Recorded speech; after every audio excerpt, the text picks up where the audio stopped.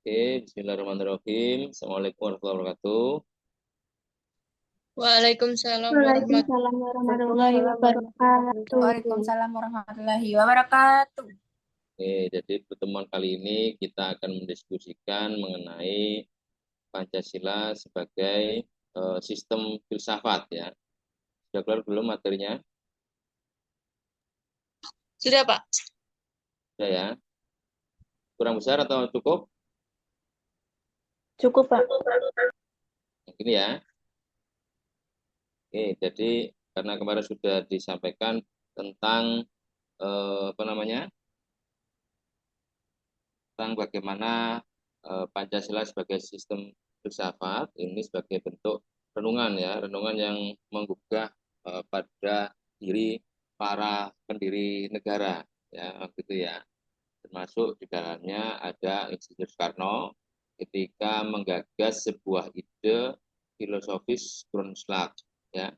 Jadi perenungan ini mengalir ke arah bagaimana upaya untuk menemukan nilai-nilai filosofis yang menjadi identitas bangsa Indonesia. Ya.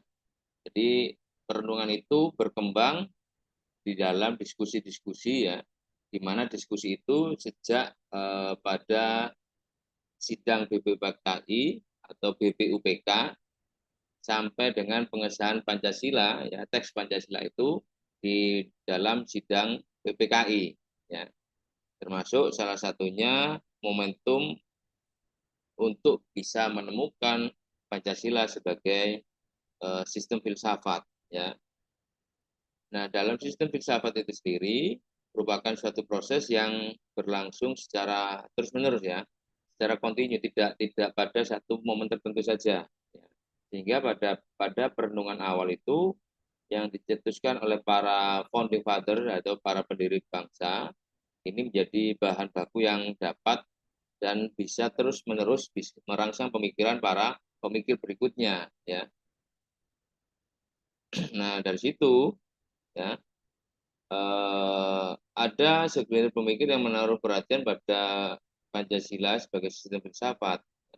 Ya, kemudian dari situ dibahas bagaimana kedudukan Pancasila sebagai sistem filsafat dengan berbagai berbagai pemikiran para tokoh yang bertitik tolak dari teori-teori filsafat tentunya ya.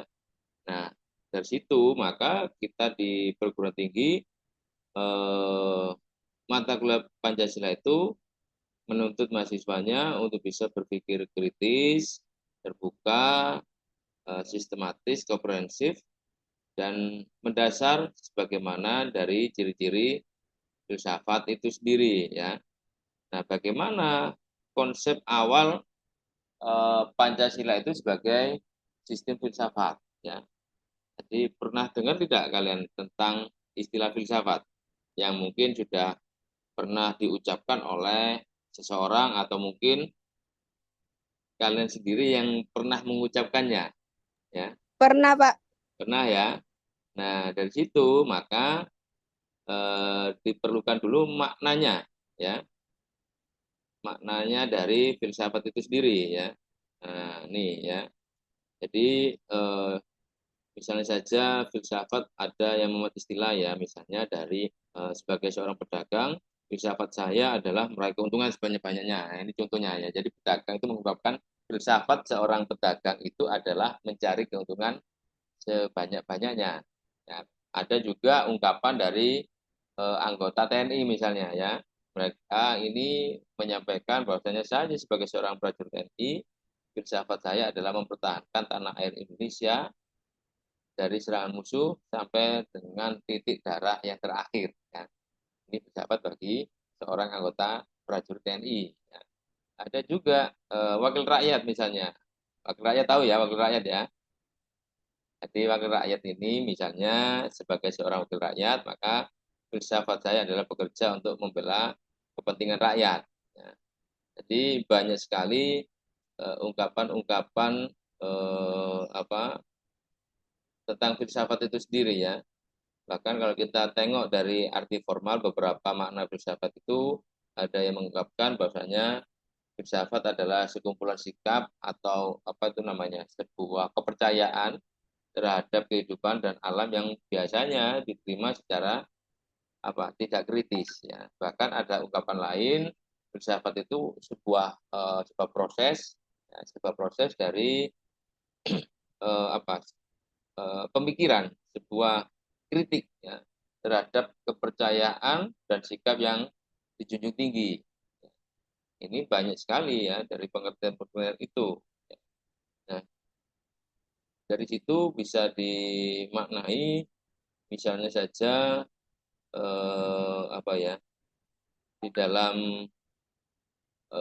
filsafat itu juga dapat menjadi sarana berpikir lebih jauh ya dan mendalam daripada sekedar mengandalkan atau percaya pada opini yang ada di masyarakat ya. Misalnya saja ya, masyarakat awam ini beranggapan bahwa tenggelamnya seseorang yang sedang mandi di pantai, di pinggiran ya, di pinggiran pantai Parangtritis ya, sudah tahu ya Parangtritis ya. Ini dipercaya sebagai ulahnya Nyi Roro Kidul ya, yang mengambil sebagai pasukannya, ya kan? Sudah pernah seperti itu ya. Jadi ada orang yang tenggelam ya bermain di tepian pantai Parangtritis terseret ombak, tenggelam. Ini orang menganggapnya sebagai ulah dari Nyi Roro Kidul yang mengambil seseorang itu untuk menjadi pasukannya. Nah, ungkapan semacam ini dalam filsafat ilmu filsafat itu dikategorikan sebagai sebuah mitos ya. Sedangkan pada masa kelahiran filsafat zaman Yunani kuno itu justru sebagai reaksi terhadap mitos ya. Adagium pada zaman Yunani ya itu berbunyi logos ya, akal ya. Logos itu akal mengalahkan mitos atau dongeng, legenda ya yang sifatnya irasional ya kan. Nah, dari situ juga ada filsuf Perancis bernama Voltaire ya.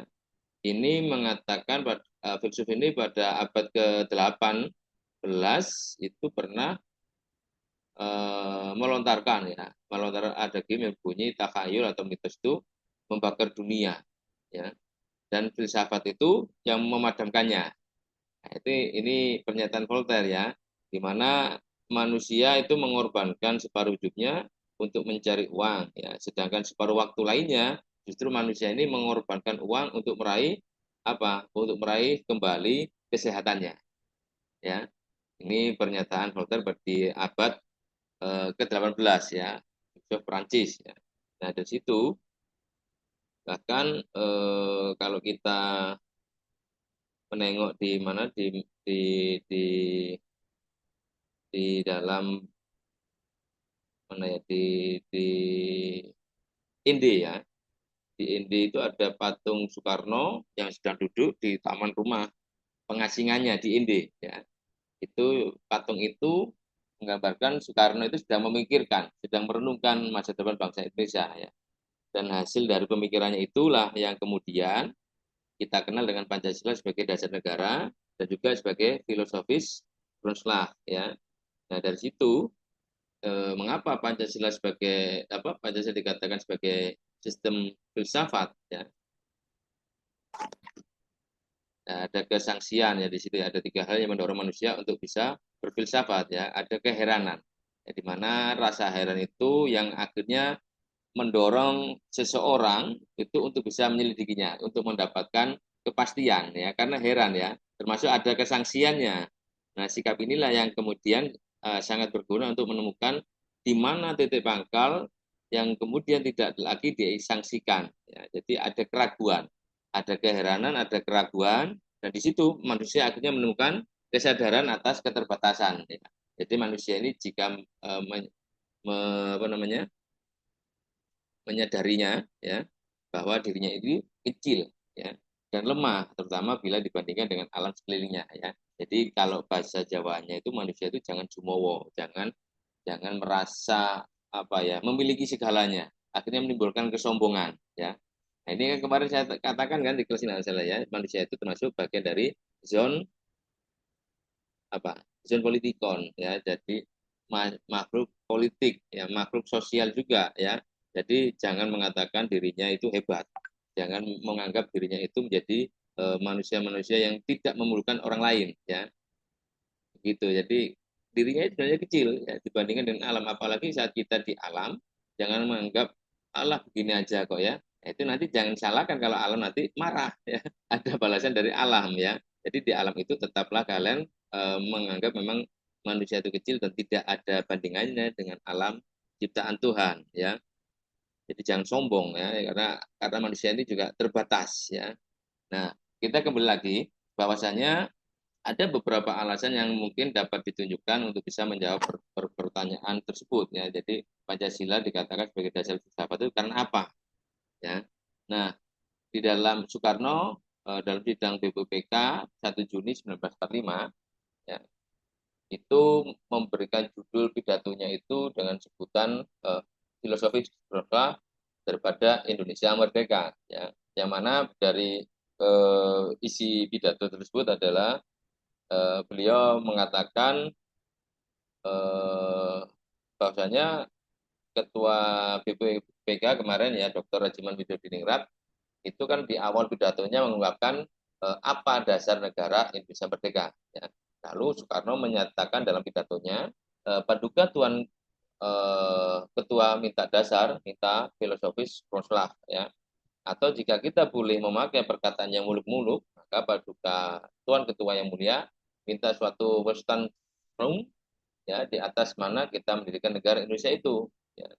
Bahkan pemikir Indonesia bernama Nur Bakri itu pernah menjelaskan bahwa Pancasila sebagai sistem filsafat itu merupakan hasil perenungan yang mendalam dari para tokoh negara Indonesia. Ya.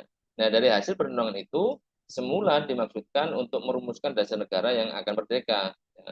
Selain itu hasil dari perenungan tersebut merupakan suatu sistem filsafat karena dianggap telah memenuhi ciri-ciri berpikir kefilsafatan ya. Jadi ada ciri-ciri filsafat ya untuk landasan berpikir itu adalah sistem filsafat ini harus bersifat koheren ya. Maksudnya dari sistem filsafat yang bersifat koheren itu artinya berhubungan satu sama lain secara runtut ya. Ada runtutannya ya. Yang di mana ya. Jadi ada keterkaitan, ada penjelasan yang runtut, tidak penjelasan yang saling berbenturan, bertentangan ya. Nah, Pancasila sebagai sistem filsafat ini bagian-bagian yang sila ke-1, kedua, ketiga, keempat dan kelima ini ada keterkaitannya. Bukan ada pertentangan ya. Nah, walaupun berbeda bahkan bisa saling melengkapi ya dan tiap bagian dari itu mempunyai fungsi dan kedudukannya tersendiri ya. Sila ketuhanan, sila kemanusiaan, persatuan Indonesia, kerakyatan dan ditutup dengan keadilan ya, keadilan sosial ya. Nah, dari sistem filsafat itu memang apa ya sifatnya menyeluruh ya. Artinya menyeluruh itu mencakup segala hal dan gejala yang terdapat dalam kehidupan manusia, ya kan?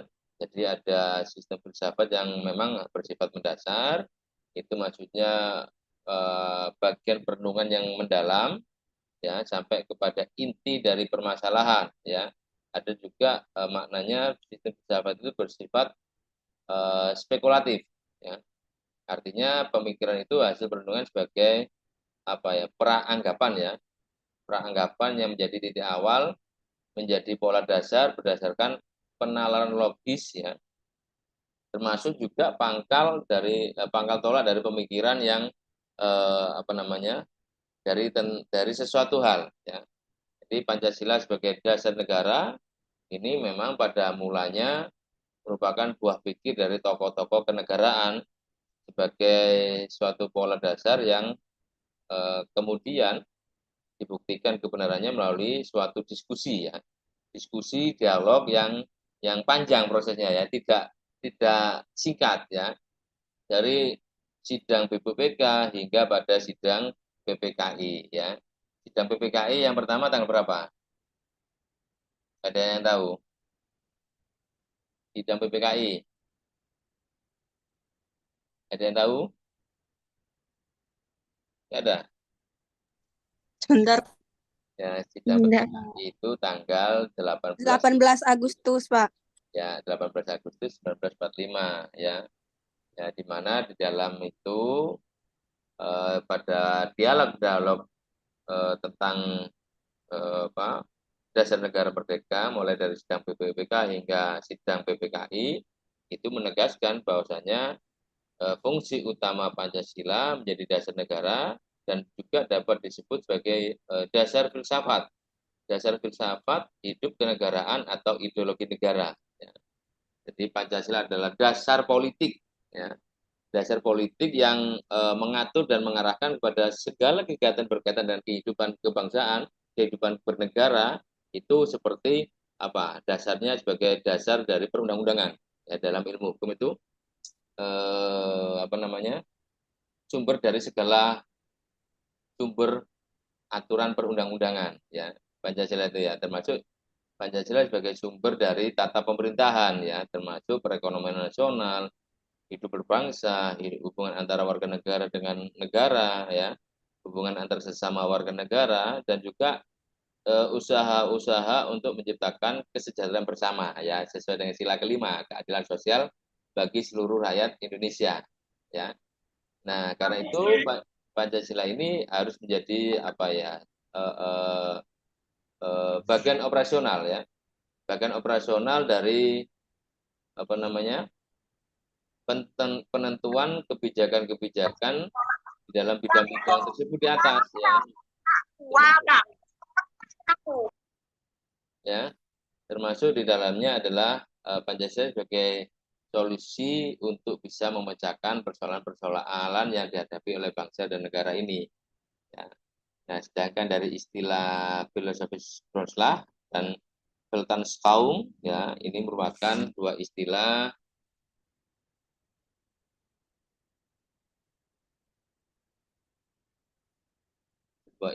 yang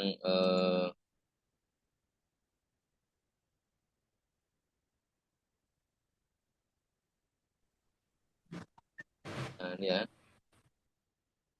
Jadi sebuah istilah dari yang syarat dengan istilah-istilah atau nilai-nilai filosofis, ya. Jadi antara filsafat dan Weltanschauung ini lebih bersifat teoritis dan abstrak, ya. Yaitu bagaimana cara berpikir dan memandang realita dengan sedalam-dalamnya untuk memperoleh kebenaran, ya. Nah, seperti yang dicontohkan tadi, ya. Jadi Weltanschauung ini bisa dikatakan lebih mengacu pada pandangan hidup yang bersifat apa itu? Yang bersifat praktis, ya. Jadi filsafat kaum ini belum tentu didahului oleh filsafat karena pada masyarakat primitif, ya, terdapat pandangan hidup. Pandangan hidup itu Weltanschauung itu pandangan hidup, ya. Weltanschauung, ya. Weltanschauung itu pandangan hidup, ya. Yang pada masyarakat primitif itu tidak didahului pada rumusan filsafat, ya. Jadi filsafat itu berada dalam apa? Dalam lingkup ilmu, ya, dalam lingkup ilmu. Sedangkan Weltanschauung ini berada dalam lingkungan hidup manusia. Ya. Jadi apa namanya, banyak apa ya, banyak bagian dari filsafat, ya, termasuk sejarah filsafat, teori-teori tentang alam yang tidak langsung terkait dengan apa sikap hidup, ya. Di Weltanschauung itu pandangan hidup, ya, nanti bisa dicatat, ya. Nah, sedangkan dari sisi Pancasila sebagai dasar negara, filsafat negara atau filosofis Roslah, ya, Pancasila sebagai dasar filsafat negara ini maksudnya adalah nilai-nilai filosofis yang terkandung dalam sila-sila Pancasila yang mendasari seluruh peraturan hukum yang berlaku di Indonesia, ya. Jadi Pancasila itu sumber dari segala hukum yang ada di Indonesia, ya. Jadi peraturan-peraturan yang disusun di Indonesia haruslah berlandaskan pada nilai-nilai Pancasila. Ya, artinya nilai ketuhanan, kemanusiaan, persatuan, kerakyatan, dan keadilan ini harus mendasari pada seluruh peraturan perundang-undangan yang berlaku di Indonesia. Misalnya saja, ya, misalnya saja contoh Undang-Undang nomor 44 tahun 2008, ya, Undang-Undang nomor 44 tahun 2008 tentang pornografi, ya. Sudah pernah baca belum undang-undang ini? Nomor 44 tahun 2008 tentang pornografi? Belum, Pak. Belum ya. Ya nanti coba dicek ya, dibaca pasal 3 ayat huruf A ya. Di situ menyebutkan bahwasanya untuk mewujudkan dan memelihara tatanan kehidupan masyarakat yang beretika, berkepribadian luhur, menjunjung tinggi nilai-nilai ketuhanan yang Maha Esa, serta menghormati harkat dan martabat kemanusiaan. Ya. Jadi undang-undang pornografi itu memuat sila pertama dan sila kedua yang mendasarkan pada semangat pelaksanaan untuk menolak segala bentuk pornografi yang tidak sesuai dengan nilai-nilai agama dan martabat kemanusiaan. Ya, jadi undang-undang ini sudah memuat ya sila ke-1 dan sila kedua dari Pancasila ya.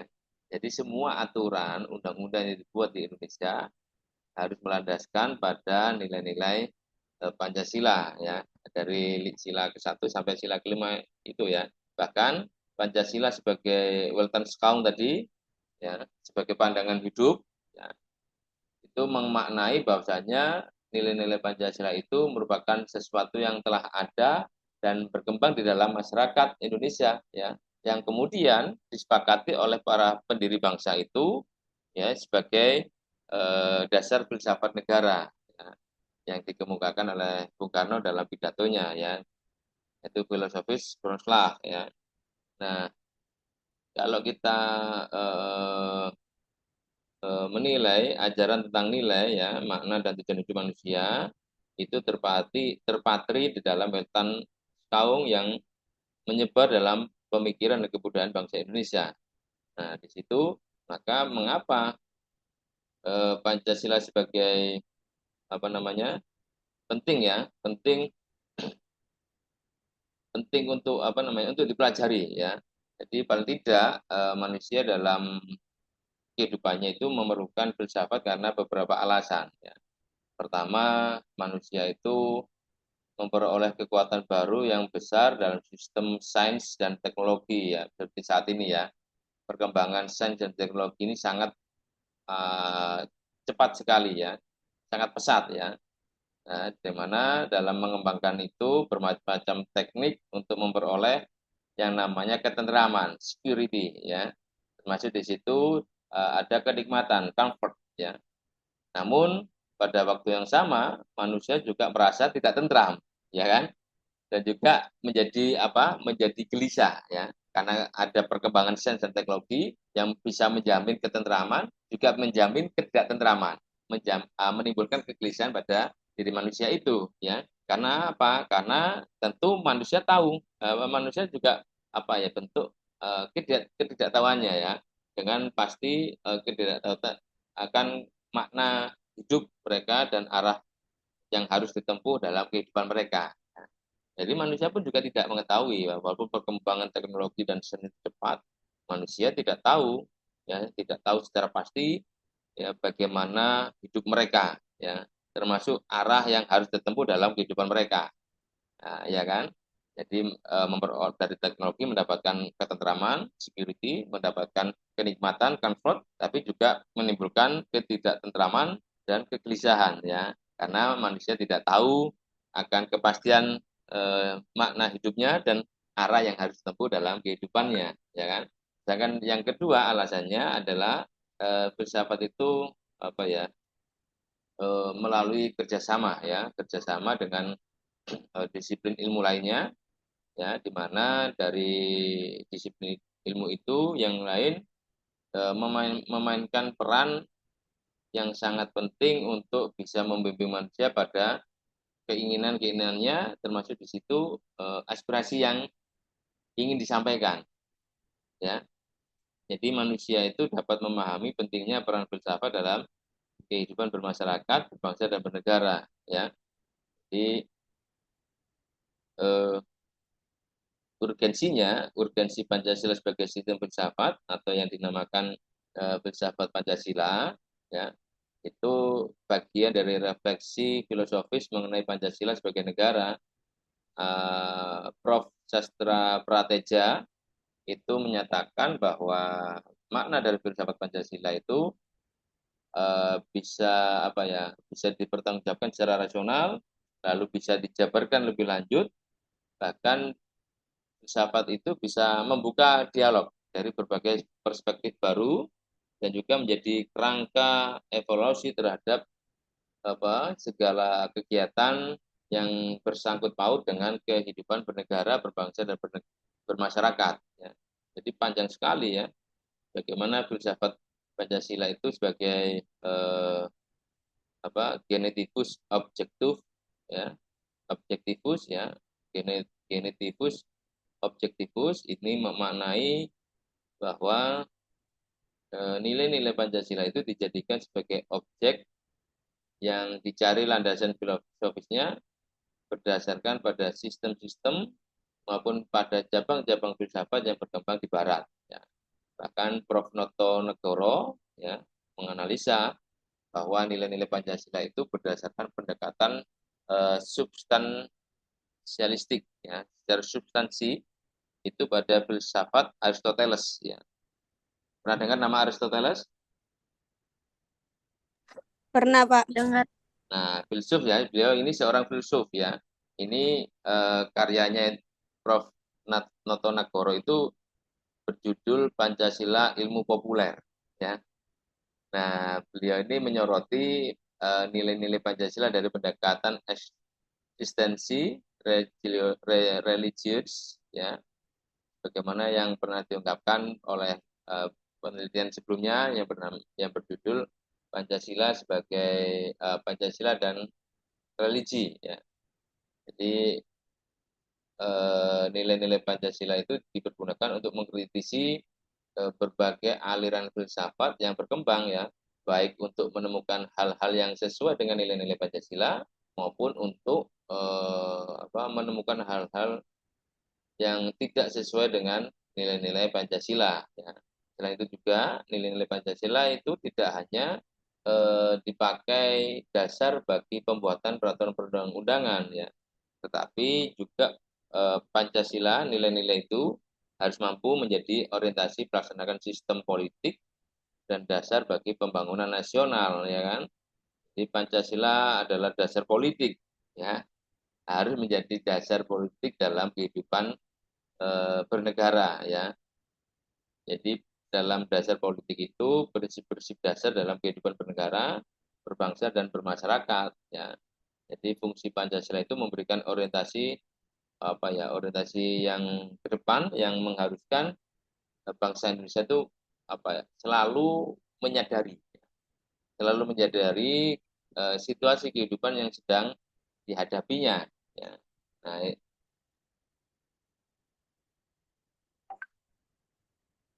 ini ya hierarkis ya, secara hierarkis. Jadi Pancasila sebagai sumber dari segala sumber hukum di Indonesia ya. Nah, kalau kita piramidakan ini ya, jadi Pancasila di sini ya. Pancasila kan termasuk di dalam Undang-Undang Dasar ya, maka dia berada di piramida teratas. Ya. Piramida teratas. Ya. Nanti bisa dibaca di dalam Undang-Undang Nomor 12 Tahun 2011. Ya. Undang-Undang 12 Tahun 2011 itu tentang tata peraturan perundang-undangan di Indonesia ya. Nanti cari ya, Undang-Undang 12 Tahun 2011. Itu nanti Undang-Undang Dasar Pancasila berada di puncak piramida ini ya. Di bawah ini adalah peraturan-peraturan daerah. Ya, peraturan-peraturan daerah itu naik. Ya, setelah itu ada namanya ketetapan MPR. Ini. Lalu ada namanya undang-undang ya. Undang-undang, lalu ada namanya peraturan pemerintah hingga pada peraturan daerah di bawah sendiri. Ya. Nanti di Undang-Undang 12 2011 bisa dibaca di situ tata urutan atau hierarki peraturan perundang-undangan di Indonesia ya di pasal 7. Nah, bisa dibaca nanti ya. Nah, dari situ ya, ada juga bagaimana peraturan itu dibuat ya. Nah, dalam Pancasila sebagai sistem filsafat itu lahir sebagai reaksi atas atas kondisi penjajahan yang ada di Indonesia yang melanggar hak asasi manusia ya. Nah, ini juga termuat di dalam di dalam pembukaan Undang-Undang Dasar Negara Republik Indonesia, ya, yang berbunyi bahwa sesungguhnya kemerdekaan itu ialah hak segala bangsa, dan oleh sebab itu maka penjajahan di atas dunia harus dihapuskan karena tidak sesuai dengan pri kemanusiaan dan pri keadilan, ya. Tentu sudah pernah dengar semua, ya. Jadi di situ Pancasila sebagai sebuah sistem filsafat, ya, eh, mempunyai determinisme yang menyatakan bahwa perilaku manusia itu disebabkan oleh banyak kondisi sebelumnya, sehingga manusia pada dasarnya ini bersifat reaktif dan pasif, ya. Jadi lahir karena reaktif, maka lahirlah yang sekarang menjadi pembukaan alinea 1 di pembukaan Undang-Undang Dasar negara kita, ya, yang sebagai reaksi dari kondisi penjajahan Indonesia, ya, penjajahan di Indonesia yang melanggar hak asasi manusia, termasuk juga penjajahan di dunia, ya. Penjajah itu tidak ada yang tidak melanggar hak asasi manusia, ya. Pasti adanya penjajahan itu juga melanggar hak asasi manusia, hak untuk merdeka, hak untuk memperoleh kehidupan, ya. Jadi hak asasi manusia diantaranya itu, ya, hak untuk merdeka, untuk hidup, ya, untuk hidup dan penghidupannya yang layak, ya. Kalau ada penjajahan kan tidak mungkin hidup layak, ya kan. Nah, dalam sisi yang kedua, pragmatisme ini yang menyatakan bahwa manusia itu merencanakan perilakunya untuk mencapai tujuan masa depan, ya. Jadi tentu kalian juga punya kan tujuan masa depanmu apa, ya. Tujuan masa depan kita itu apa, ya. Sehingga manusia itu eh, makhluk yang aktif dan dapat mengambil keputusan yang bisa mempengaruhi nasibnya, ya. Jadi sifat aktif yang kemudian memunculkan semangat perjuangan untuk membebaskan diri dari belenggu penjajah, ya.